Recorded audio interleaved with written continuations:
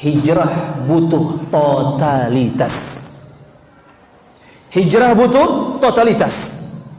Jika engkau hendak berhijrah ke jalan Allah, jalan kebenaran, hijrah dari kesyirikan berpindah kepada tauhid, hijrah dari kekufuran berpindah kepada iman, kepada Islam, hijrah dari kemunafikan berpindah kepada kesalehan, keimanan yang benar, hijrah dari kebid'ahan berpindah kepada sunnah-sunnah Nabi, ajaran-ajaran Nabi yang sempurna, hijrah dari kemaksiatan dan dosa-dosa berpindah kepada amalan-amalan saleh dan ketaatan-ketaatan kepada Allah Azza wa Jalla dan Rasulnya sallallahu alaihi wasallam.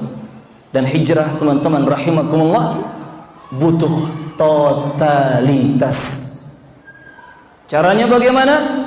Al-muhajir manahallahu atau man hajara manahallahu anhu. Kata Nabi, al-muhajir man hajara manahallahu anhu.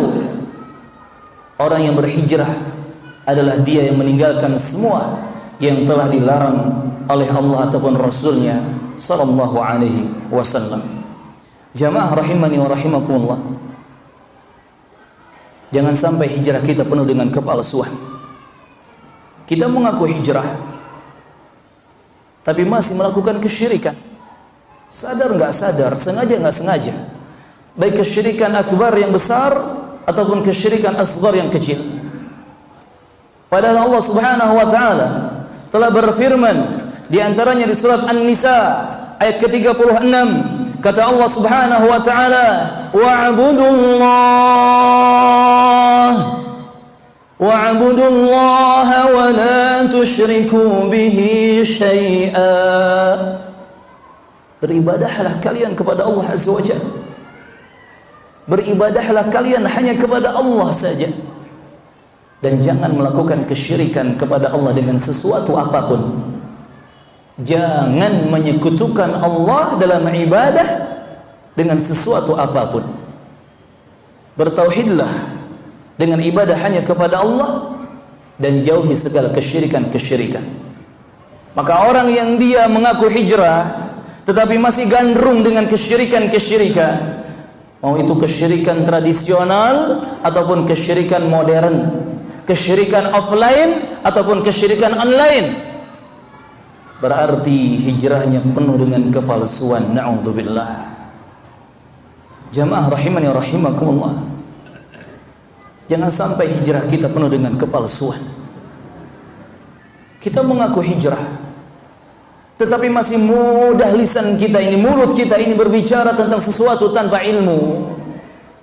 Padahal bicaraannya seseorang tentang sesuatu, apalagi sesuatu itu berkaitan dengan agama, berkaitan dengan Allah Subhanahu wa taala, dia bicara tentang Allah, dia bicara tentang agama Allah tanpa ilmu yang benar, siap-siap untuk mendapatkan dosa yang dosanya lebih berat dan lebih parah daripada dosa kesyirikan dan kekufuran.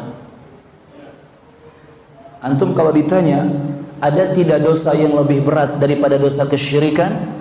Ada tidak dosa yang lebih berat, lebih parah daripada dosa kekufuran? Jawab dengan tegas, ada.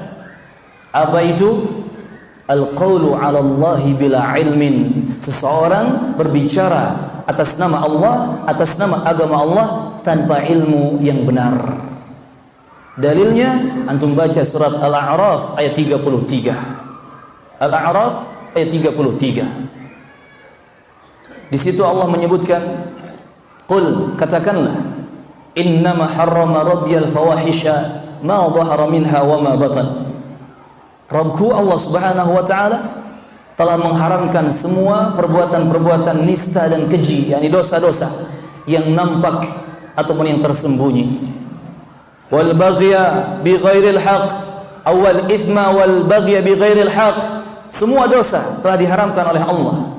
Begitupun perlakuan zalim, merampas hak seseorang tanpa dibenarkan. Wa an tusyriku billahi ma lam yunazzil bihi sultana. Allah juga telah mengharamkan perbuatan kesyirikan.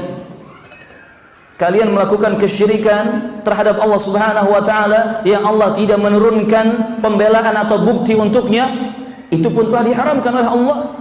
Perhatikan setelah ini jamaah. Wa an taqulu 'ala Allahi ma la ta'lamun. Setelah Allah menyebutkan dosa kesyirikan, kata Allah, dosa yang lebih berat dan lebih parah dari kesyirikan adalah wa an taqulu 'ala Allahi ma la ta'lamun. Kalian berbicara atas nama Allah sesuatu yang kalian tidak punya ilmu tentangnya. Maka hati-hati teman-teman. Jangan sampai antum atau kita semua ngaku hijrah tetapi masih sok-sokan bicara tentang agama tanpa ilmu yang benar. Ngakunya sih hijrah, tapi dia mengatakan Imam Mahdi akan muncul tahun 2020. Mana dalilnya? Gak ada ayatnya, gak ada hadisnya. La haula wala quwata illa billah. Dosanya lebih berat daripada dosa kesyirikan. Ngakunya hijrah, mengajak ummah untuk bersatu di atas hijrah, tetapi dia mengatakan tanduk syaitan atau dajjal itu ada di Makkah berupa tower yang bentuknya bulan sabit. Itu adalah tanduk syaitan, dajjal. La haula wala quwwata illa billah. Dia bicara tanpa ilmu dan dosanya lebih berat daripada dosa kesyirikan. Teman-teman rahimani wa rahimakumullah, termasuk jangan pernah kita bicara atas nama Nabi Muhammad tanpa ilmu yang benar. Mengatakan Rasulullah bersabda demikian-demikian padahal hadisnya enggak ada. Kalaupun ada hadisnya dhaif, lemah. Lebih parah lagi hadisnya maudhu, palsu.